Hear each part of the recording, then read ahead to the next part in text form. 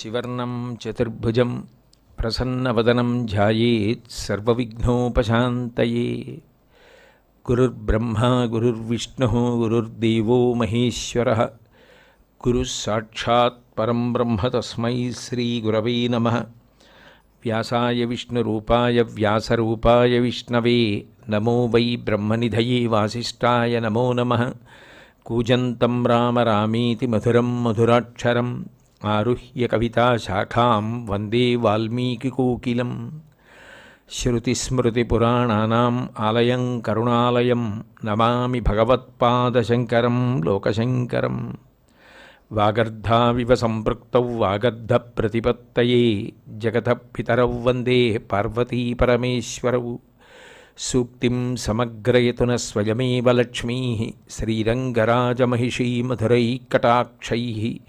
వైదగ్ధ్యవర్ణగుణగుంభనగౌరవైర్యాం ఖండూలకర్ణకుహరాः కవయోధయంతి. హైమోర్ధ్వపుండ్రమజహన్మకుటం సునాసం మందస్మితం మకరకుండలచారుగండం. బింబాధరం బహుళదీర్ఘకృపాకటాక్షం శ్రీవేంకటేశముఖమాత్మనిసన్నిధత్తాం. విమలపటీ కమలకుటీ పుస్తకరుద్రాక్షసస్తహస్తపుటీ కామాక్షీ పక్ష్మలాక్షి కలిత విపంచి విభాసి వైరించి. హరి ఓం. పరమేశ్వర స్వరూపైన సభకి నమస్కారం. వ్యాస సందర్శన ప్రీతాయ నమః.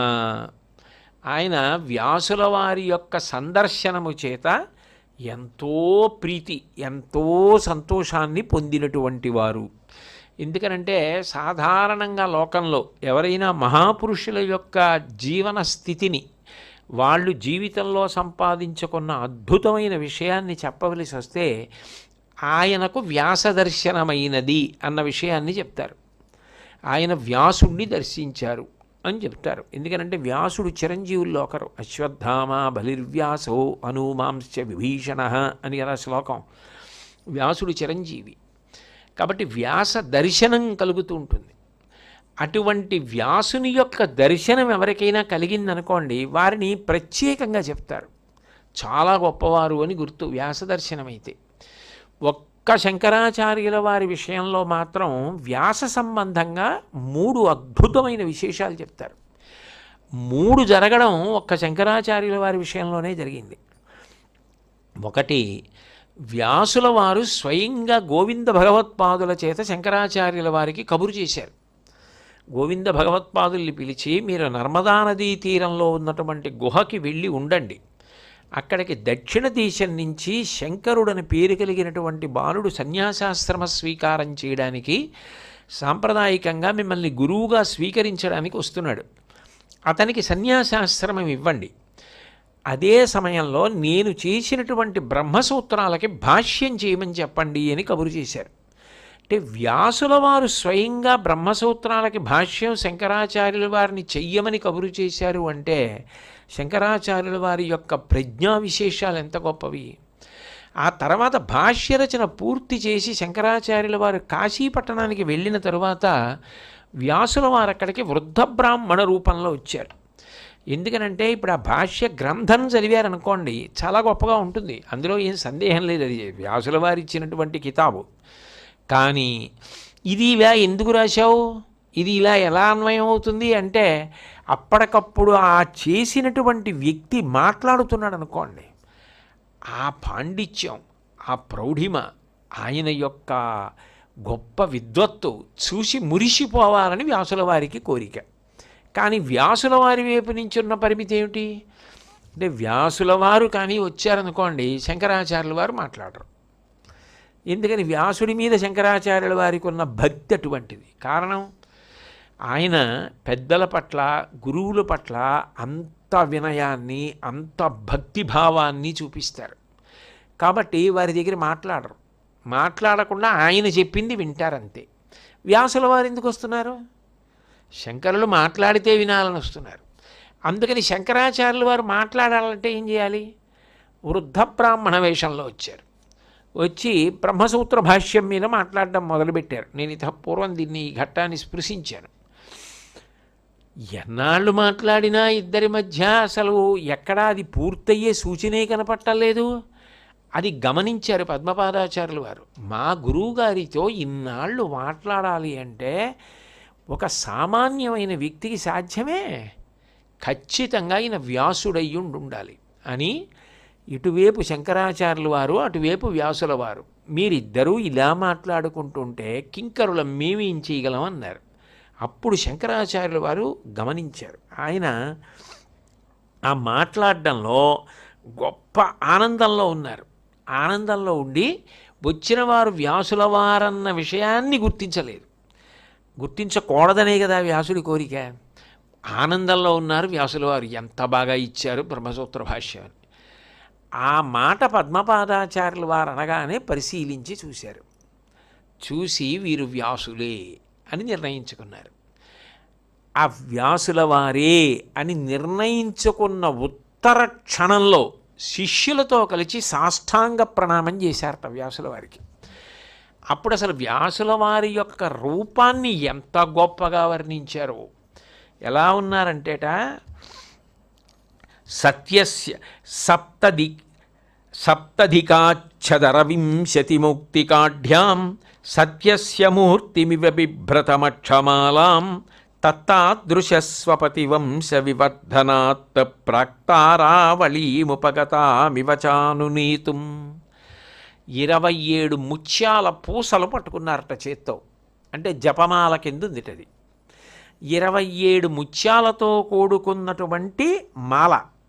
అది 27 మాల పట్టుకుంటే అది చూడ్డానికి సప్తధికాచ్ఛదరవింశతి మౌక్తికాఢ్యాం. పట్టుకుంటే వ్యాసుల వారిని చూస్తే ఎలా ఉందంటేట, 27 నక్షత్రాలు తెల్లగా మెరిసిపోతూ శంకరాచార్యుల వారి చేతికి వచ్చి అలంకృతమై 27 నక్షత్రాలు వ్యాసుల వారిని ప్రార్థన చేస్తున్నాయిట. ఏమని? తారాపతి అని కాదు చంద్రుడికి పేరు. మా భర్త అయినటువంటి చంద్రుడి యొక్క వంశాన్ని మీరు వర్ణించండి. చంద్రవంశాన్ని మీరు వర్ణిస్తే వ్యాసుల వారు చంద్రవంశాన్ని వర్ణించారు అని లోకంలో మా భర్తకి ఎంతో కీర్తి కలుగుతుంది అని 27 నక్షత్రాలు వ్యాసుల వారిని ప్రార్థన చేస్తూ తిరుగుతున్నాయా అన్నట్టుందిట చేతిలో ఉన్నటువంటి ముత్యాల మాల. అందుకు కదూ మహాభారతాన్ని ఇచ్చారు. అంత గొప్ప భారతాన్ని లోకానికి ఇచ్చినటువంటి మహాపురుషుడు వ్యాస భగవానుడు. కాబట్టి అలా ఉన్నారట పట్టుకుని. ఉండడం కాదుట, ఆ వృద్ధ బ్రాహ్మణ రూపాన్ని విడిచిపెట్టి శంకరాచార్యుల వారికి దర్శనమిచ్చినప్పుడు వ్యాసుడు ఎటువంటి దర్శనమిచ్చారంటే, శార్దూల చర్మోద్వహనీన భూతేరుద్ధాళనీనాపి జటాలతాభిః రుద్రాక్షమాలావలయేన శంభోరర్ధాసనాధ్యసన సఖ్యపాత్రం. శంకరుడు ఎలా పులిచర్మం కట్టుకుంటాడో అట్లా పులిచర్మాన్ని కట్టుకున్నారట. ఒళ్ళంతా భస్మోద్ధూళిత సర్వాంగం విభూతి రాహేసుకున్నారట. గొప్ప తపస్సులో ఉంటారు కదా ఎప్పుడు. అందుకని జడలన్నీ కూడా ఎర్రగా అయిపోయాట. అరుణజటేశ్వరుడని పేరు శంకరుడికి. అలా ఎర్రటి జడలతో ఉన్నారట. ఉండి రుద్రాక్షమాలలు మెళ్ళో వేసుకున్నారట. ఇది ఎవరి స్వరూపం? శివస్వరూపం. వ్యాసుడెవరు? నారాయణ స్వరూపం. ఇప్పుడు అలా ఉండి వ్యాసుల వారు నిలబడితే ఎలా ఉందంటేట, చూడ్డానికి చాలా గొప్ప స్నేహితుడు వచ్చాడు అనుకోండి ఒక రాజ్యానికి. ఆయన ఒక గొప్ప రాజు, ఈయన గొప్ప రాజు. రాజులేమి ఇద్దరు చక్రవర్తులే. ఆయన చక్రవర్తి, ఈయన చక్రవర్తి, ఇద్దరు స్నేహితులు. అందుకని ఆ చక్రవర్తి ఈ చక్రవర్తిని చూడ్డానికి వచ్చాడు. అప్పుడు ఆ చక్రవర్తి ఎంతో ఆదరభావంతో, ఎంతో ప్రేమభావంతో రండి కూర్చోండి అనాలనుకోండి. ఎక్కడ కూర్చోబెడతాడు? ఎక్కడ కూర్చోబెట్టినా చక్రవర్తి స్థానానికి తక్కువే, స్నేహభావానికి తక్కువే. అందుకని చెప్పి అర్ధసింహాసనం ఇస్తాట. ఓ పక్కకి జరిగి ఏకపీఠం మీద కూర్చున్నప్పుడు భగవంతుడి తీర్థం ఏదో తీసుకునేటప్పుడు భర్త ఏం చేస్తాడంటే అదే పీఠ మీద పక్కకి జరిగి కొంచెం ఒదిగి కూర్చుని భార్యని కూడా ఆ పీఠ మీదే కూర్చోబెట్టుకుని తీర్థం ఇచ్చేస్తాడు. కొద్దిగా ఇరుకనిపించినా అది దంపతులకి ఒక గొప్ప పవిత్రమైనటువంటి విశేషం కాదు. ఆ పెళ్లిలోనే మరి ఏకపీఠ మీద కూర్చోబెట్టారు. పూజలో కూడా పూజ పూర్తి చేసి భార్యకి తీర్థం ఇవ్వాలి అనుకుంటే ఆ పీట మీదే కొంచెం జరిగి భార్యని పక్కన కూర్చోబెట్టుకుని తీర్థం ప్రసాదం ఇస్తాడు. అట్లా స్నేహితుడిని గౌరవించాలి అనుకున్నప్పుడు కూడా ఏం చేస్తారంటే కొంచెం ఆసనం మీదే పక్కకి జరిగి రండి అని ఆయన్ని పక్కన కూర్చోబెట్టుకుంటారు. విష్ణువు శివస్వరూపాన్ని పొంది కనపడడం ఎలా ఉందంటేట, శివ మీరు శంకరాచార్యుల వారిగా ఉన్నారు, నేను నారాయణుండి వ్యాసుల వారిగా ఉన్నాను. మీ పట్ల నేను ఎంత సంతోషాన్ని పొందాను అంటే మన ఇద్దరి మైత్రి అటువంటిది. నిజానికి నేను చేసిన ప్రతిజ్ఞ నిలబెట్టడానికి మీరు వచ్చారు, మీరు చేసిన దాని గొప్పతనం చెప్పడానికి నేను వచ్చాను అని చెప్పి ఇక్కడ మీరు నన్ను గౌరవించారు, నేను మిమ్మల్ని గౌరవించడం అంటే నేను మీ రూపాన్ని పొందానని అర్ధసింహాసనం ఇచ్చి కూర్చోబెట్టుకున్నాడా శివుణ్ణి నారాయణుడు. శివకేశవులు ఇద్దరూ ఒక ఆసనం మీద సగం సగమై కూర్చున్నారా అన్నట్టుగా ఉన్నారట వ్యాసుల వారు. ఆ భావాలు మౌనంగా మాట్లాడుకుంటే మనసులు అప్పుడు వచ్చేటటువంటి ఆనందం, నిజానికి మాట దానికి ప్రతిబంధకం. ఏదైనా మాట్లాడిచ్చారనుకోండి ఆ ఆనంద ధారకు అది అడ్డు. అట్లా కాకుండా మౌనంగా మాట్లాడుకున్నాయనుకోండి మనసులు, అప్పుడు పొందే ఆనందం విలువ. శంకరాచార్యుల వారు అంత ఆనందాన్ని పొందారట. అందుకే దర్శనం కాదుటది సందర్శన అంటే. అంత సంతోషపడిపోయారట వ్యాసుల వారిని చూసి. వ్యాసుల వారు శంకరాచార్యుల వారిని చూసి అంత సంతోషపడిపోయారు. నేను ప్రతిజ్ఞ చేశాను, యదా యదా హి ధర్మస్య గ్లానిర్భవతి భారత అభ్యుత్థానమధర్మస్య తదాత్మానం సృజామ్యహం అని. ఎప్పుడెప్పుడు ధర్మమునకు హాని కలిగితే అప్పుడప్పుడు అవతారం తీసుకుంటానని నారాయణుడు ప్రతిజ్ఞ చేశాడు. కలియుగంలో మనసులలో ఉన్న రాక్షసుల్ని సంహరించి తొలగించడం కుదరదని బోధ చేసి తొలగిస్తానని శివుడు శంకరాచార్యుల వారిగా వచ్చాడు. ఎంత ప్రీతి! ఆ ప్రీతి భావనతో మీరు ఈశాన సర్వవిద్యానాం మీరు చేస్తే భాష్యం ఇలా ఉంటుంది అని మురిసిపోయి లోకానికి చెప్పడానికి వ్యాసుడు వచ్చాడు నారాయణ స్వరూపంగా. అప్పుడు ఇద్దరు జ్ఞానులుగా కలుసుకున్నారు. అది అసలు ఎంత అపూర్వమైనటువంటి విశేషం. అసలు వాళ్ళిద్దరూ మాట్లాడుకుంటే అర్థమైందా అర్థం అవలేదా వదిలేయండి, కానీ ఆ పక్క నుంచి వెళ్ళినవాడు కూడా ఎంత అదృష్టవంతుడు. అసలు నిజంగా అది ఎంతటి భాగ్యం. అప్పుడు ఒకే పరమాత్మ శివకేశవులుగా నిలబడ్డమే అంత గొప్పగా ఉంటే, శివకేశవులుగా ఉండడం కాకుండా ఇద్దరూ మహాజ్ఞానులుగా నిలబడి మాట్లాడుకోవడం ఎంత గొప్పగా ఉంటుంది. అది ఈ దేశంలో జరిగింది. ఎంత అదృష్టవంతులం మనం ఈ దేశంలో పుట్టి, వాళ్ళు పుట్టి వాళ్ళు అలా అవతారాలు స్వీకరించి మాట్లాడుకున్న చోట మనం కూడా పుట్టాం. అది చాలదా? అదొక్కడి చాలు ఈ జన్మకి. కాబట్టి ఎంతో సంతోషించారట. ఎప్పుడైతే శంకరాచార్యుల వారు సాష్టాంగ ప్రణామం చేసి వ్యాసుల వారిని స్తోత్రం చేశారో, అసలు ఆ మహాభారతం గురించి ఎన్ని చెప్తారో, భాగవతం గురించి ఎన్ని చెప్తారో, మీరంత బాగా రాశారు, ఇంత బాగా రాశారు, కృష్ణుడి గురించి ఇలా రాశారు, ఆ ఘట్టం ఇలా రాశారు, ఈ ఘట్టం ఇలా రాశారు అని ఎంత స్తోత్రం చేస్తారో వ్యాసుల వారిని శంకరాచార్యుల వారు.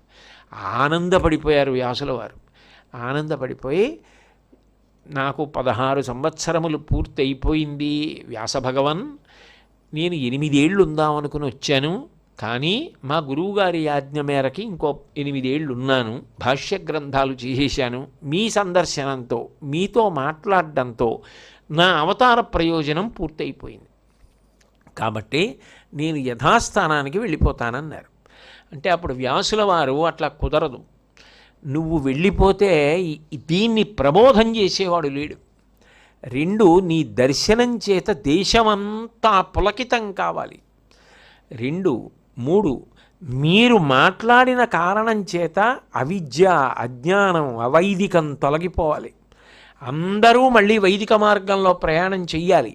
కాబట్టి మీరు ఇంకొక 16 సంవత్సరములు ఉండండి శరీరంలో అన్నారు. అంటే వ్యాసుల వారి ఆజ్ఞ మేరకు వేరొక 16 సంవత్సరాలు ఉన్నారు.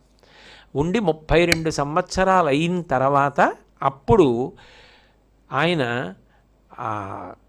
విదేహమోక్షం ఆ శరీరాన్ని పరిత్యజించారు. కాబట్టి వ్యాస సందర్శనం అనేటటువంటి మాట శంకరాచార్యుల వారి జీవితంలో ఒక అద్భుతమైనటువంటి ఘట్టం. అది చిన్న విషయం కాదు. అందుకని ప్రత్యేకంగా దాన్ని వ్యాస సందర్శన ప్రీతాయ నమః. వ్యాసుణ్ణి దర్శనం చేసిన కారణం చేత మీరు అంత ఆనందాన్ని పొందారు. పైగా వ్యాసుల వారికి ఉన్న గొప్పతనం ఏంటంటే వ్యాసోచ్ఛిష్టం జగత్సర్వం అని పేరు. వాంగ్మయం అసలు వ్యాసుల వారు ఇవ్వనిది లేదు. వాంగ్మయం అంతా వ్యాసుల వారు కటాక్షించిందే ఈ లోకానికి. ఎందుకంటే 18 పురాణములు ఎవరిచ్చారు? వ్యాసుల వారు ఇచ్చారు. వేద విభాగం ఎవరు చేశారు? వ్యాసుల వారు చేశారు. బ్రహ్మసూత్రములు ఎవరిచ్చారు? వ్యాసుల వారు ఇచ్చారు. ఇవన్నీ చాలదన్నట్టు వేదాంతర్గతమైన ధర్మాన్ని పట్టుకోగలరో పట్టుకోలేరోనని పంచమ వేదమైనటువంటి భారతాన్ని లోకానికి అందించారు. ఇన్ని ఇచ్చినటువంటి మహానుపురుషుడు. అందున భాగవతం ద్వారా కలియుగంలో ఉండేటటువంటి దోషాన్ని నివారించాలని భాగవతాన్ని ఇచ్చారు. అంతటి మహోపకారం చేసిన వారు వ్యాసుల వారు. అందుకే వ్యాస పౌర్ణమి నాడు సన్యాసులు కూడా వ్యాసుణ్ణి పూజించాలి అని నియమం పెట్టింది శంకరాచార్యుల వారే. వ్యాసుడంటే శంకర భగవత్పాదులకు అంత గౌరవం, అంత మర్యాద. గురు పౌర్ణమి అంటే అది దేని కొరకు నిర్దేశింపబడింది అంటే వ్యాస పూజ. సన్యాసులు కూడా వ్యాసుణ్ణే పూజ చేయవలసి ఉంటుందని నియమం చేశారు శంకరాచార్యుల వారు. ఎందుకంటే ఆయన లోకానికి చేసినటువంటి మహోపకారం అటువంటిది వ్యాసుల వారు. ఆయన లేనినాడు వాంగ్మయం ఏది? ఆయన ఇచ్చినవే పురాణాలన్నీ, ఆయన చేసిందే వేద విభాగం, ఆయన ఇచ్చినవే బ్రహ్మసూత్రాలు. అంతటి మహానుభావుడు. కృష్ణద్వైపాయనం వ్యాసం సర్వలోకహితే రతం వేదాబ్జ భాస్కరం వందే.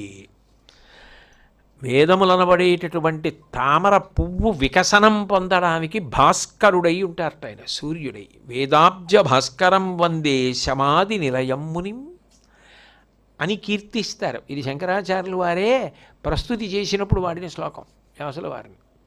మీరు ఇంత గొప్పవారు అన్నారు. అటువంటి వ్యాస సందర్శనం చేత శంకర భగవత్పాదులు ఎంత ప్రీతి పొంది ఉంటారు.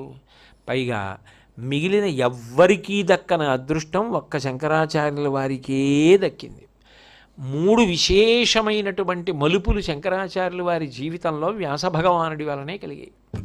కాబట్టి ఆ నామాన్ని గౌణంగా అన్వయం చేశారు. మంగళాశాసనపరై మదాచార్య పురోగమై సర్వైశ్చ పూర్వైరాచార్యై సత్కృతాయాస్తు మంగళం. మంగళం కోసలేంద్రాయ మహనీయ గుణాత్మనే చక్రవర్తి తనూజాయ సర్వభౌమాయ మంగళం. ఉమాకాంతాయ కాంతాయ కామితార్థప్రదాయినే శ్రీగిరీశాయ దేవాయ మలినాథాయ మంగళం. సర్వం శ్రీ ఉమామహేశ్వర పరబ్రహ్మార్పణమస్తు. స్వస్తి.